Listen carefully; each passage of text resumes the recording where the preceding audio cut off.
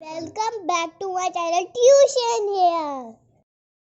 अगर आप मेरे चैनल पर नए हैं तो मेरे चैनल को सब्सक्राइब करना और बेल आइकन दबाना बिल्कुल ना भूलिए ताकि मेरी वीडियोस की नोटिफिकेशन आप तक सबसे पहले पहुंचती रहे।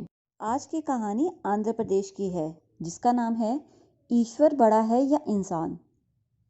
बहुत समय पहले की बात है। किसी नगर में एक भिखारी रहता था।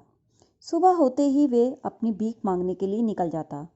वे हर दरवाजे पर जाकर एक ही आवाज़ लगाता, देने वाला श्री भगवान, हम सब हैं उसकी संतान। भिखारी का नाम कृपाल था। उसे जो कुछ भी मिल जाता वे उसमें संतुष्ट रहता। उसका एक मित्र था जिसका नाम जगन्नाथ था। वे भी भीख मांगता था। वे भी हर दरवाजे पर जाकर आवाज़ लगाता, देने वाला है महाराज, यही दिलाएगा भोजन आज। कृपाल और जगन्नाथ भीख मांगने के लिए राजा के महल में भी जाते। राजा प्राय दोनों की आवाज़ सुनता और उन दोनों को भीख देता, लेकिन वह आजमाना चाहता था कि दोनों में से किसकी बात सच है। इंसान को सब कुछ देना भगवान के हाथ में है या महाराज के। एक दिन महाराज को एक तरकीब आई। उसने एक पपीता लिया, उसका एक टुकड़ा काटकर उसके भीतर सोने के सिक्के भर दिए। टुकड़ों को ज्यों त्यों करके जोड़ दिया गया। सबसे पहले कृपाल आया। राजा ने उसे कुछ दाल चावल देकर विदा कर दिया।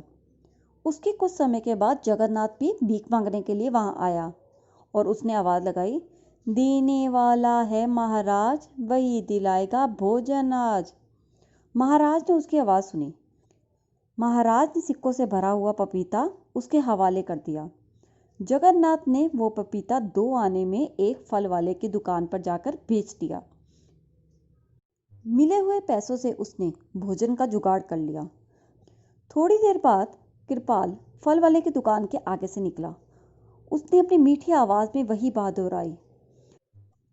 फल वाले ने वे पपीता कृपाल को दे दिया।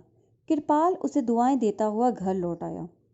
घर आकर उसने पपीता काटा तो सिक्के देखकर वे हैरान हो गया। उसने तुरंत सिक्के उठाए और फल वाले के पास वापस पहुंच गया। उसने सिक्के देकर हुए कहा, भाई, ये तुम्हारे पपीते में से निकले हैं। इन पैसों से मेरा क्या लेना देना, इसे तुम ही रखो। फल वाला भी ईमानदार था। वे बोला, ये पपीता तो मुझे जगन्नाथ बेच के गया था, तब तो ये सिक्के जगन्नाथ के हुए। जगन्नाथ ने सिक्के देखकर कहा, ये तो महाराज के हैं, क्योंकि ये पपीता मुझे भीख में उन्होंने दिया था। महाराज तीनों व्यक्तियों और सिक्कों को देखकर हैरान रह गए।